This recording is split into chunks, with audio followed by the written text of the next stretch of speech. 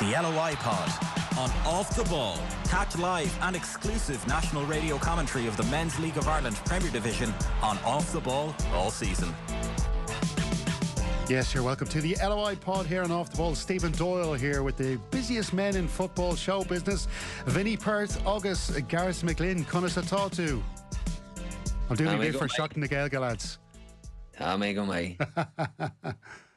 Vinny didn't know what I said there. He's clueless. That's disgraceful. Anyway, lads, Waterford top of the SSE Electricity Premier Division after earning back-to-back wins in the first doubleheader weekend. More on Keith Long's Blues shortly. Drogheda United champions at Shelbourne and Galway United are the only unbeaten teams left and are second, third and fifth respectively. But let's start with a look in the bottom half of the table and the Dublin rivals who started off with that showpiece affair on Lansdowne Road. Bohemians and Shamrock Rovers. Bohs in 7th on 3 points and the Hoops bottom with a point. Alan Reynolds starting to come under a bit of pressure at Dalymount Park. I was there on Monday night myself. 3 consecutive defeats. Is it fair, Gareth, he's under pressure at this stage? I don't like seeing managers under pressure this early in the season. It happened with Decky the year before. If you're going to start with a manager, you've got to give him time. You've got to give him 10, 15 games. Obviously the showpiece match against his bitter rivals, he won 1-0. I was obviously at the Brandywell when they were beat 1-0. There was nothing in the game. Michael Duffy doesn't score the free kick. It ends up a 0-0. It was bad conditions. 2 teams cancelled each other out. There was enough in the game for me to say Bohs are better than they were last year. To me, if you look at them on paper, the recruitment has been excellent. I like their balance of their team. Maybe they've got a few issues that we'll talk about at left back and in selections and left foot and right foot. But to me, to say that Alan Reynolds and Stevie Doyle should be under pressure at this stage is not accurate. Now, do they need to start getting results? Absolutely. It's a results game, but it's too early for me. Yeah. Vinny, just on look at maybe the issues with the manager, because I do think there's other things going on aside from that. But look, 2 of the things I thought last year were in the negative column for Alan Reynolds and the Bohemians team was the set piece defending. It was poor, and we've seen already this season there's goals that come not maybe directly from set pieces but from the recycled balls coming back in, and also this thing of players out of position. We saw John Mountney again played at left back, played well there against Shamrock Rovers, you could argue, in the first game this season, but looking at him on Monday night, and I think Drogheda United were alive to the problem, and they were kind of trying to keep him on his left foot, and he had to keep coming inside on his right, and you've lost that balance in the team then. And he tried a couple of times to make those little chips down the left-hand side and coughed up possession on both occasions. You've got Keane Best there from Preston on loan. Granted, inexperienced, he's 19, but he's played 12 games in the Championship, so there's something he's got there. So, with the set-piece defending first, maybe, Vinny, what's your own thoughts? Yeah, I think I think it's a mixture of a lot of things. A lot of new players. Look, I think it's important to say on paper, Gareth just touched on it. Look at Ball's bench as well, like Adam McDonald, James Clark, who isn't playing a lot of football at the moment. That's a surprise. Adam McDonald was very good for them, gave them legs last year. Keith Buckley on the bench, as you said, and then they've got a couple of young lads on loan and stuff that we don't know loads about. Best being one, but like when I look at someone like Mount, our left back, like for me, seeing John at right back was a struggle for my own brain to see that, because of the way, I obviously worked with John for 7-8 years.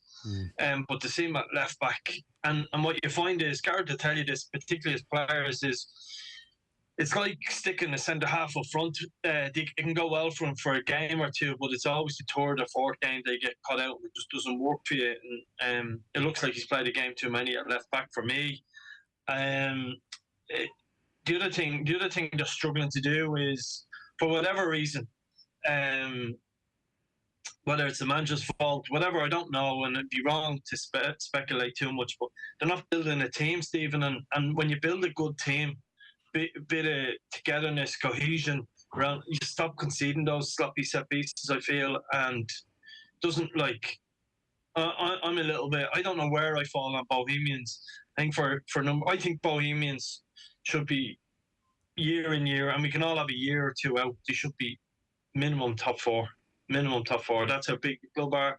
That's I think the people will pretend it's not. I think the budget is close to a top four budget. It's thereabouts. No, for me, there's no excuse for not being a little bit higher up the league. I think they should be doing a lot better than where they are. So whoever has questions to answer that, that's their own business. But I'd be really disappointed as a Bohs fan for where they are now. And they need to build a team and a bit of togetherness. Yeah, Gareth. Yeah, go on, Gareth. Yeah, just on the Keane Best, I've watched him live in the Brandywell, and I thought he was one of Bohs' best players. The balance he gave, he's energetic, and he's not a bad defender as well, and he's 19. He put in 3 unbelievable crosses, and it looked like Bohs' best chance of scoring was coming from Ham at left back, and the balance he gives Bohs. So I would have expected, like taking Mountney or Keane Best at home to Drogheda, that your 2 fullbacks playing against a back 5 was going to be 2 of your most important positions, because they were going to have most of the ball. So I would have expected balance-wise, deliveries from left-hand side, feeding the ball to the left winger was going to be imperative. I'm very surprised with that selection. And I mentioned to you before as well, there seems to be a lot of managers that are tinkering with their teams instead of playing their best 11, and they're getting caught out. You see Rovers going down to Sligo, not playing with much creativity in the middle of the park, getting caught out. Derry playing against Waterford, not playing with a natural right back, resting a couple of players, supposedly resting a couple of players, not playing their strongest 11, getting turned over by Waterford. And Bohs, to me, coming up to Brandywell on a stormy night, not playing Dale Rooney and playing Rhys Brennan, who, by the way, was good on the night. But Dale Rooney knows the league. He knows what it's like going up to Brandywell, coming off of a good one in the Aviva, what needs to be done in the Brandywell to get a result. So there seems to be a lot of managers that are maybe messing with their teams a bit more and also not respecting the opposition. Yeah, just on Stephen, can I say one thing, Stephen, and almost a question to you, right? Because we all know, no secret you're a Bohs man, right? So first of all, I'm a manager or past manager who lost 2 games of football and was pillared from post to post because I wasn't part of the establishment. That's the way it goes, right? Never picked up the phone to all these people. But so I'm not being critical of managers. I hate that, right? But I'm going to ask you a question, and for context of what I mean about where Bohs should be and where they should be striving to be, because some will turn around and go, "Oh well, you got to give them time." Of course you do. You've got to give managers time. I'm talking about as a club. But what's the difference between Bohemians today and Shelbourne at the start of last season? What's the difference between them? Yeah. And I mean, as squads, as clubs, you could act like. I mean, I'll give you a second to answer that. For me, Bohemians are further down the line than Shelbourne are. Not in squads now because of what Shells have done over the past 2 or 3 months. But 12 months ago, Shelbourne started the season not in as good a position Bohs have started this season, I would say. Yeah, that's you could argue that. Like I suppose what's been going on off the pitch with regards to the stadium's going to be going ahead. There's a training ground there now. The academy is on a really good footing now because they've got an academy, and that's going to be built. I suppose they will build on that over the next few years. So everything outside of the senior teams, I'm referring to men's and women's as well, because the women's team have also been underperforming over the last couple of years, and another change of manager at the start of this year as well. So it seems to be the 2 senior teams are the major issue with the club, and that comes down to whoever's doing the recruitment of the person who's in charge of the football, and I suppose that's Pat Fenlon, really. He's the director of football there, and what the job he's doing. And I refer to the men's team in that sense, where I suppose Pat, maybe he was waiting, I think, for the transfer window in England maybe to close at the end of January to see what would pop up then, what kind of players would be available for them to recruit. They did get a couple of players signed earlier in the transfer window. That was good to see. There was 2 or 3 players brought in, and that was great.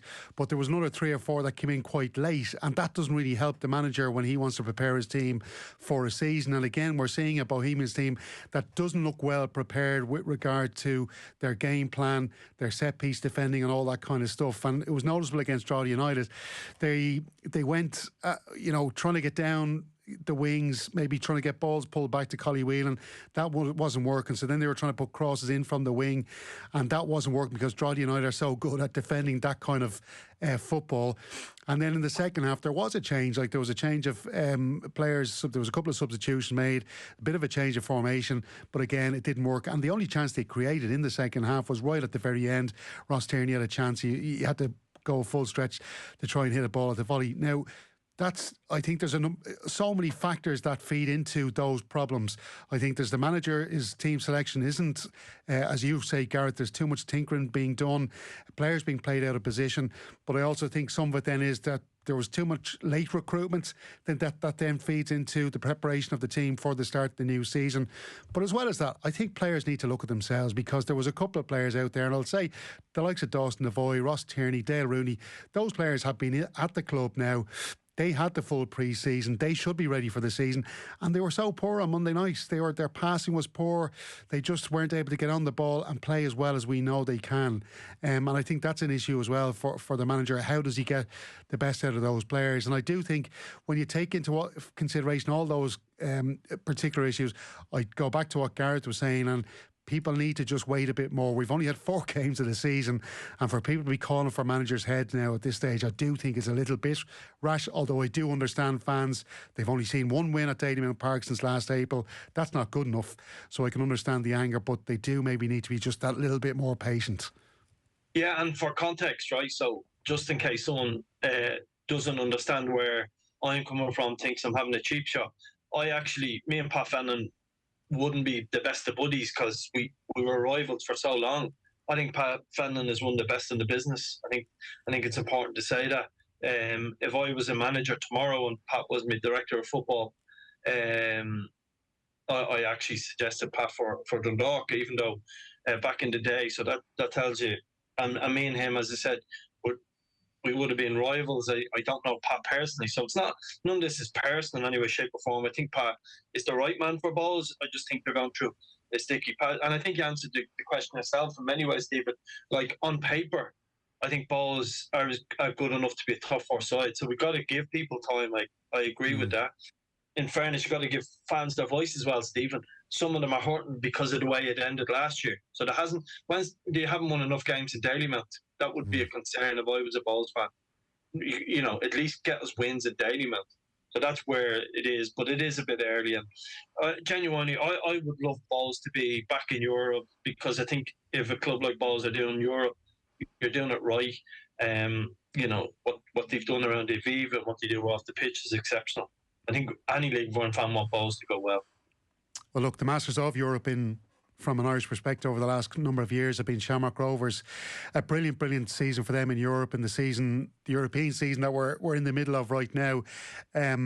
Look, are they suffering a bit of a hangover at the moment, Gareth? Like, I know there are maybe questions over their own recruitment as well. They brought in, obviously, Sean Robertson came in from Derry City as a free agent, well, formerly of Derry City, a free agent.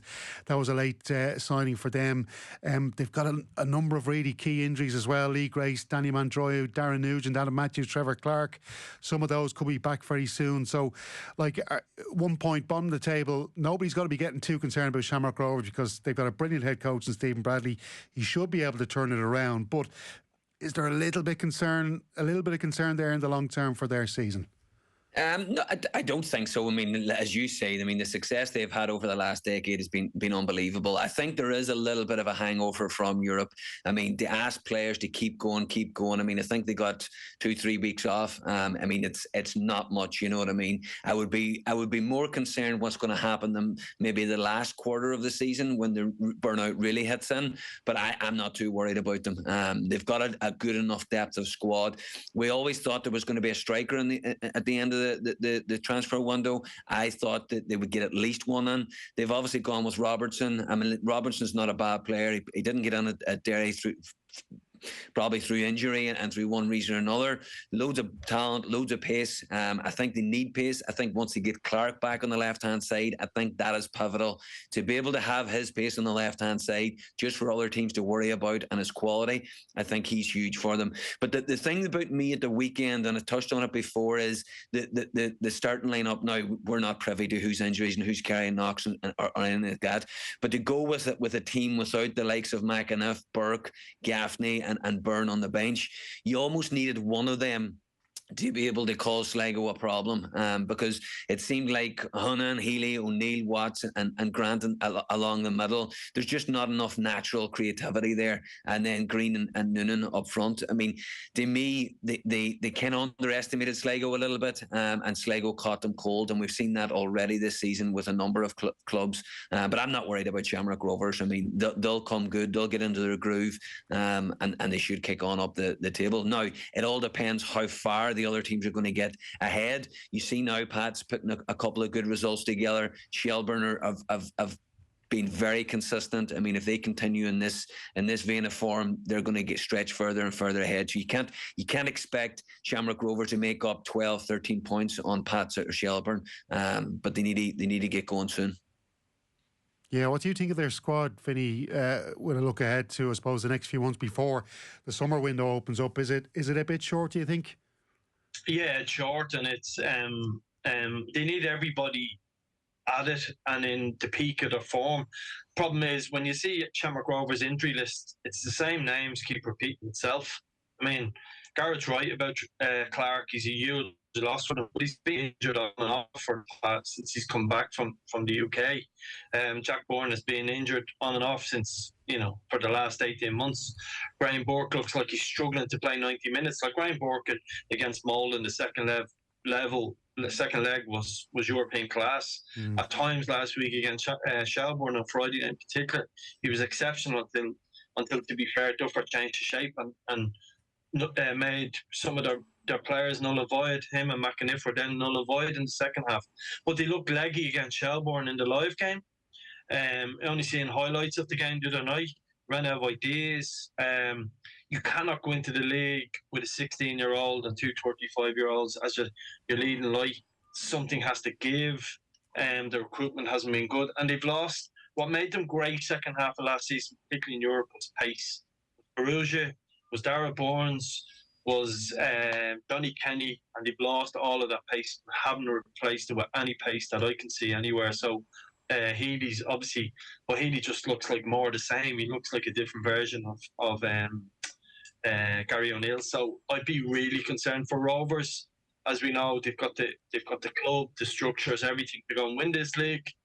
But I'd be very worried for them because, unfortunately, I hope I'm wrong, they're starting to look a little bit old as a team, Yeah, I was going to mention before we move on, just from that Sligo Rovers game, John Russell, he must be delighted, Gareth, to get beaten by St Patrick's Athletic 4-3. His post-match interview, he was basically saying, look, the away support were absolutely magnificent, clapped us off the field and everything, and the performance was there. They just didn't come out the right side of the results. And then he asked for the supporters to come out and back the team on the Monday night.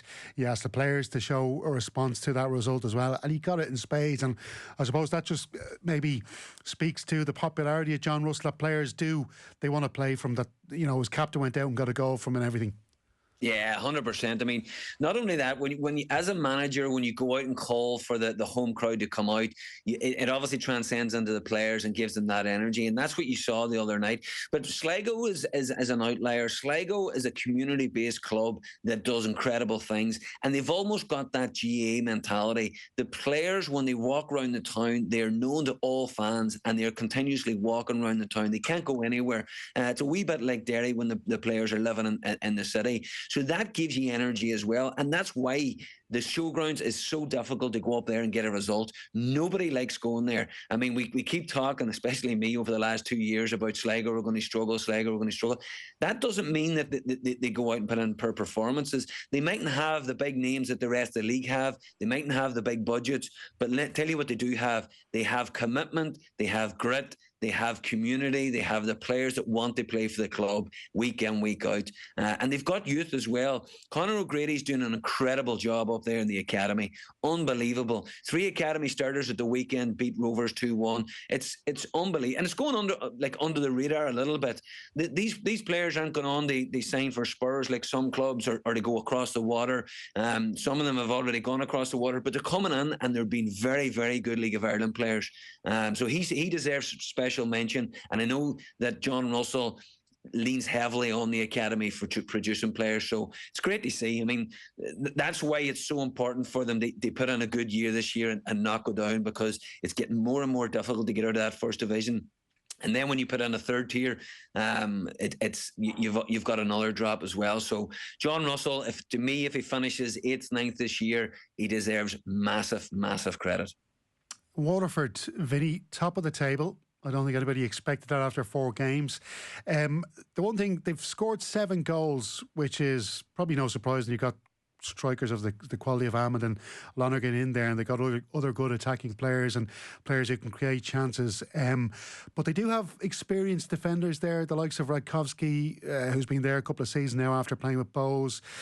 Obviously, Andy Boyle, who you know really well, has come into the club there as well. Dara Leahy, one of the best defenders in the league as well. So is that a bit of a concern? I know they have a keeper there on loan. He's only 20 years of age, Stephen McMullen, formerly of Warren Point. He's been over at Fleetwood Town, come back here on loan.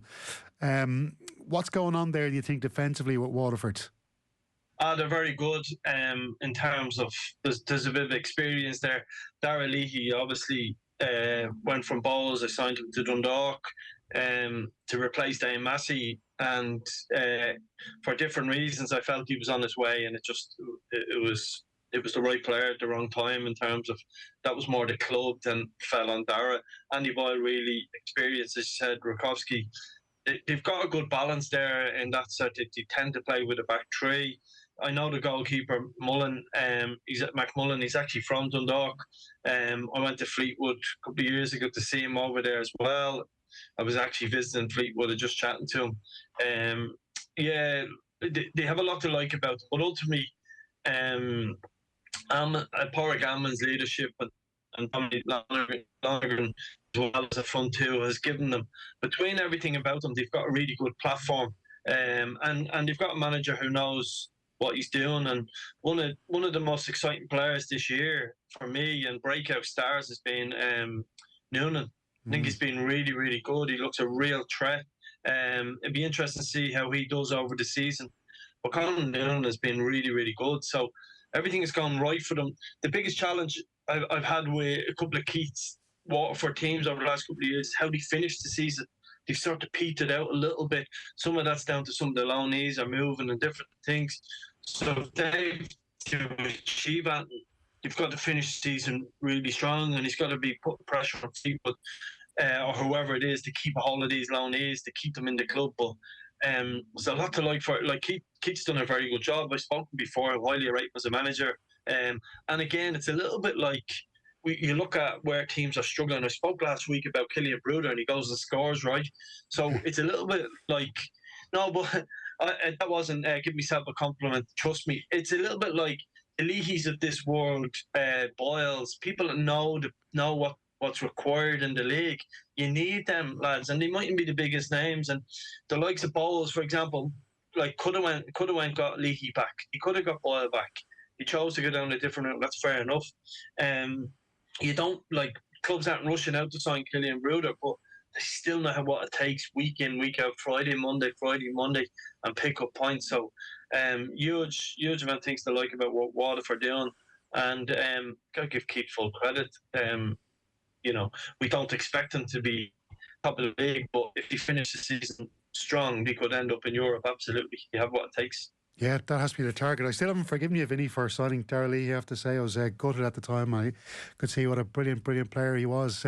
Anyway, we shall move on. Drogheda United, I just wanted to finish maybe a quick look at Drogheda as well, because we're a little bit short on time this week. I'm just interested to get both of your views on how they could fare in Europe this season, because we've seen how good this team is coached, how well this team is coached. Dara Doyle, obviously assistant there to Kevin Doherty. Dara had his own time as a manager with Longford Town, takes all that experience to Drogheda United. Perhaps one of the manager, assistant manager, ex-manager partnerships we haven't spoken about quite a lot, maybe in the same way as we have about Stephen O'Donnell and Reynolds and Horgan and Caulfield and all those other partnerships around the league. But they've been excellent. And every time you look at Drogheda United, how well they're coached, and the players that they have, they're also getting more out of players, you feel, than the players might have given out other clubs or previous clubs, whatever the case may be. When it gets to Europe, do they have the game plan you think that could be effective? Well, if you look at the teams that they've played so far this season, right, Pats really struggled to break them down. The formation, the way they were coached, the foundation that they have. Then you look at Bohs, they struggled to create chances. I think Bohs had 2 shots on target. I think Pats match, if my memory is mistaken, it was about 4 shots on target. These are teams, especially Pats, we saw how well they did in Europe last year. These are teams that have gone and done well in Europe. So if they can't score against Drogheda and Drogheda go and play the same way in Europe, I don't see them not doing well in Europe, no matter who they come up against. The other thing is, and this is becoming, towards the end of last season, it was coming a bit of a theme, is the idea that this possession guarantees goals. I'm seeing it more and more again. I saw it in Richmond Park on Monday night when Derry played Pats.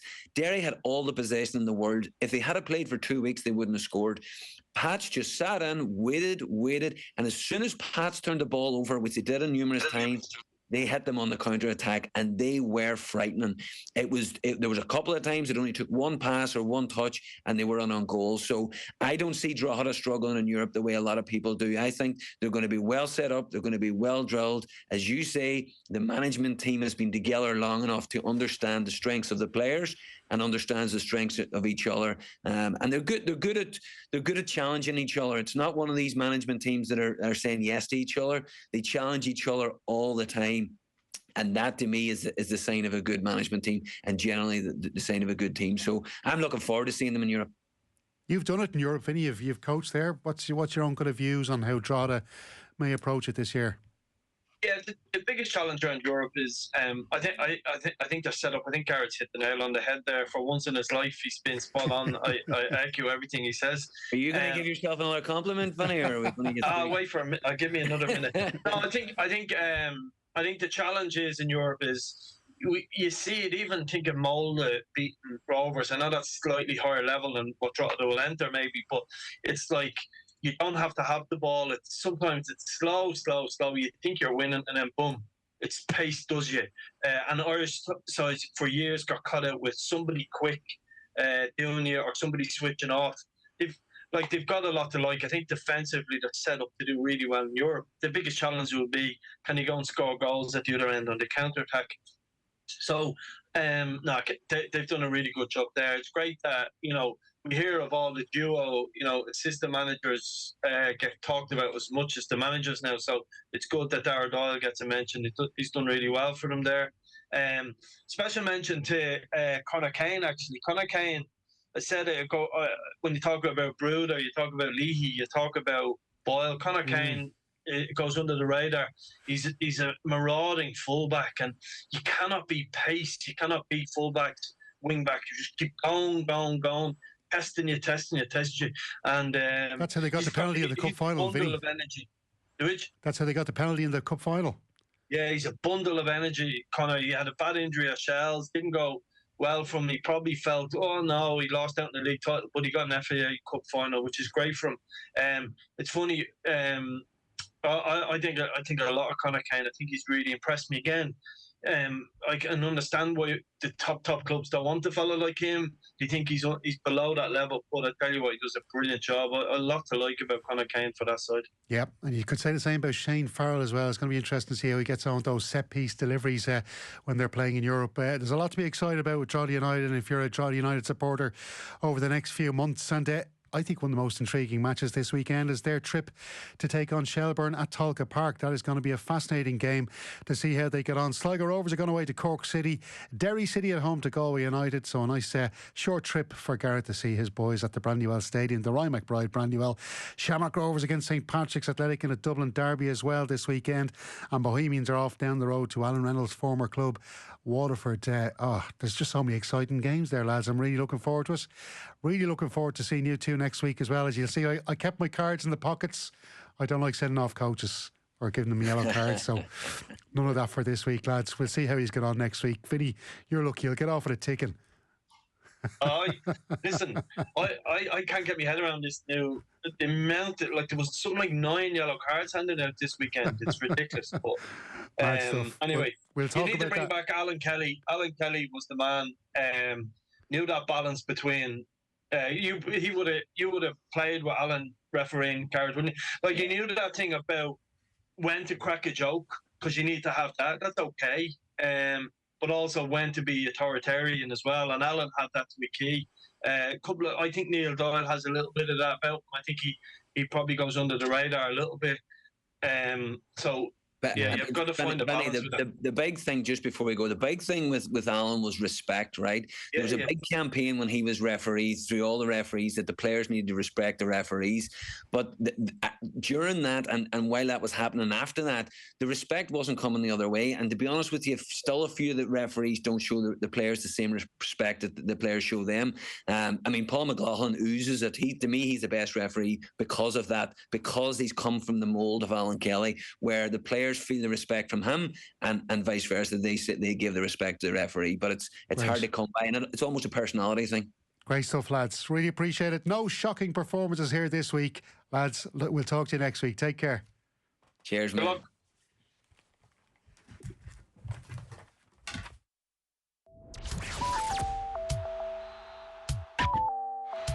The LOI Pod on Off the Ball. Catch live and exclusive national radio commentary of the Men's League of Ireland Premier Division on Off the Ball all season.